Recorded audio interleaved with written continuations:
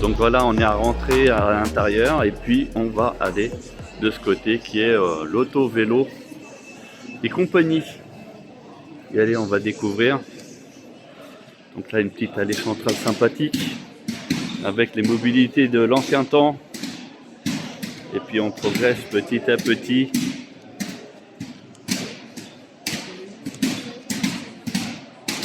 Voilà.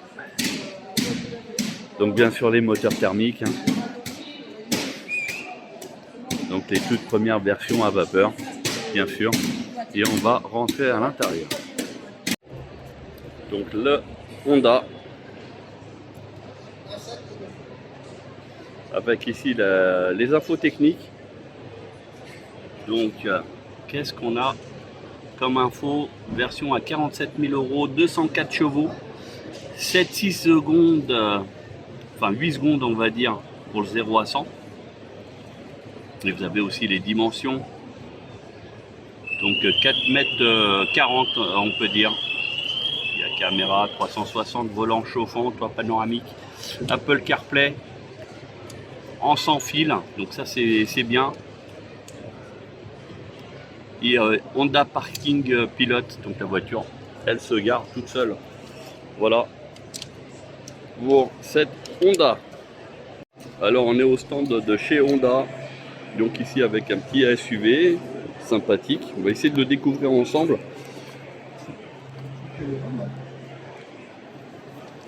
Donc qui est une taille assez intéressante.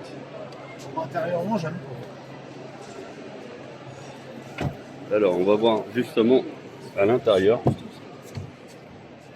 Alors déjà éclairage ici, on a c'est du cuir, des gros boutons, assez facile d'accès, donc un son sonore normal. On a un volant fort intéressant, assez complet, avec un levier de vitesse un peu spécial. Ici, c'est des touches. Voilà, donc il y a d'autres marques qui ont fait aussi ce genre de commande. Et après, ici, on a une tablette. Alors, pour faire différent des autres, une tablette qui est en mode portrait. Voilà, donc bon, là, on n'a pas le contact. Mais voilà. Est-ce qu'on a accès? Non, on n'a pas accès. Bon, après, on a ici des commodos tout à fait traditionnels avec palette au volant. Donc ça peut être un petit plus pour ceux qui aiment, pour la régène. Voilà, donc après le mode de conduite, etc. Donc on est sur un intérieur de ton qui lui va assez bien, ton clair d'ailleurs, siège cuir, avec toujours du piano black. C'est vraiment la mode ces dernières années de mettre du piano black partout.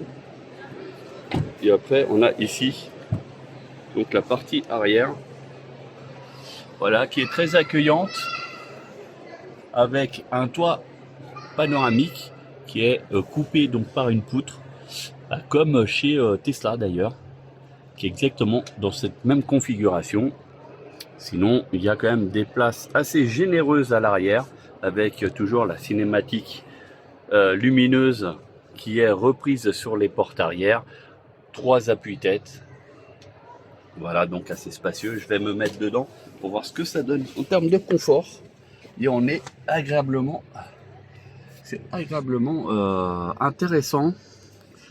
Bon, au niveau du toit, ça va parce que ils ont réussi à intégrer en fait la poutre au même niveau ici que la poutre centrale latérale. Donc du coup, on a la continuité, contrairement à Tesla qui lui a mis la poutre, je crois, plus en arrière, ce qui fait qu'au niveau de la vision, ça gâche un petit peu.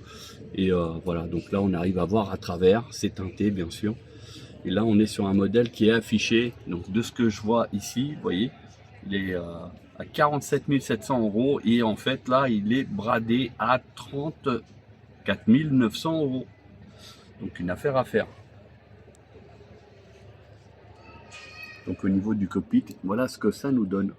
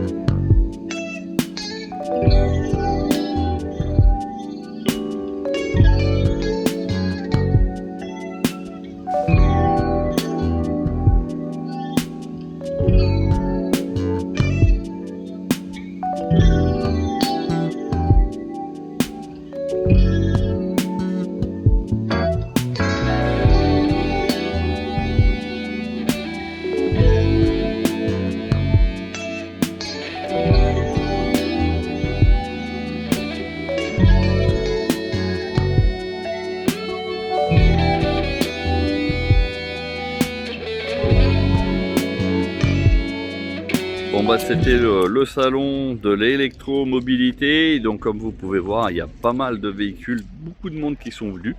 Et on va vous faire la prochain rendez-vous, ça sera l'électromobilité. Donc Remove, normalement fin mai, dernier week-end de mai, pour ceux qui sont intéressés.